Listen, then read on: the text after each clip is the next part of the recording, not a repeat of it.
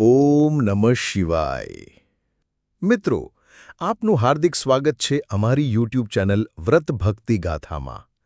આજે આપણે સાંભળીશું સોમવારની વાર્તા, જે શ્રાવણ માસના દરેક સોમવાર રહેનાર લોકોએ સાંભળવી જરૂરી છે, અને તો જ તમને સોમવાર રહેવાનું ફળ મળે છે.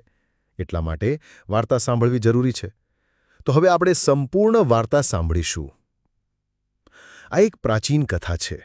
એક એવા ધનિક શાહુકારની, જેની પાસે ધન દોલત બધું હતું, પણ સંતાન ન હોવાને કારણે તેનું હૃદય ખાલી હતું. શાહુકાર ભગવાન શિવનો પરમ ભક્ત હતો. દરેક સોમવારે ઉપવાસ રાખતો, શ્રદ્ધાપૂર્વક પૂજા કરતો, વાર્તા સાંભળતો અને ભગવાન શિવ અને માતા પાર્વતીની આરાધના કરતો.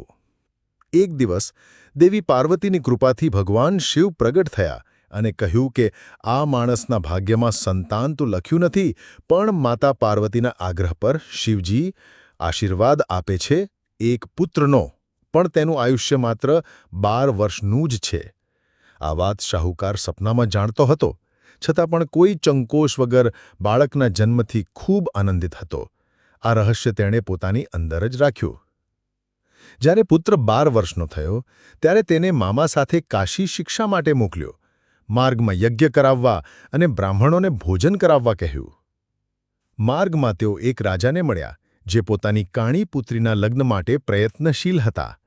શાહી રિવાજોને બચાવવા માટે શાહુકારના પુત્રને રાજકુમારના સ્થાન પર વિધાન કરાયું હતું.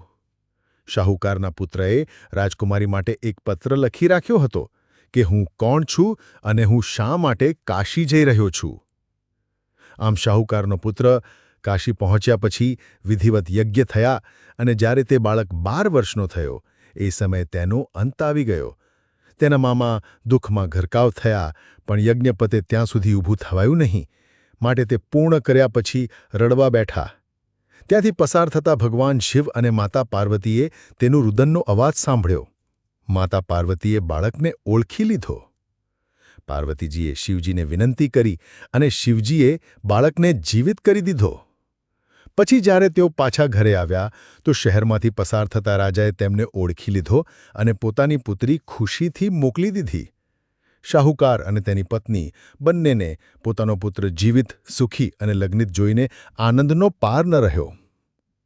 આવી હતી ભગવાન શિવની અનંત કૃપા, અને જેમ શિવે આ પરિવારને આશીર્વાદ આપ્યો, તેમ ભગવાન શિવના સોમવારનું વ્રત કરનાર આપ સૌને પણ આશીર્વાદ મળે. જય ભોળેનાથ. તો મિત્રો, આ હતી સોમવારની વાર્તા. અમે આશા રાખીએ છીએ કે આપ સૌએ સાંભળી હશે. તો આવા જ બીજા વ્રતની વાર્તા સાંભળવા માટે અમારી યુટ્યુબ ચેનલ વ્રત ભક્તિ ગાથાને લાઇક, શેર અને સબસ્ક્રાઇબ જરૂરથી કરજો. આભાર. તો ફરી મળીશું એક નવા વિડીયો સાથે.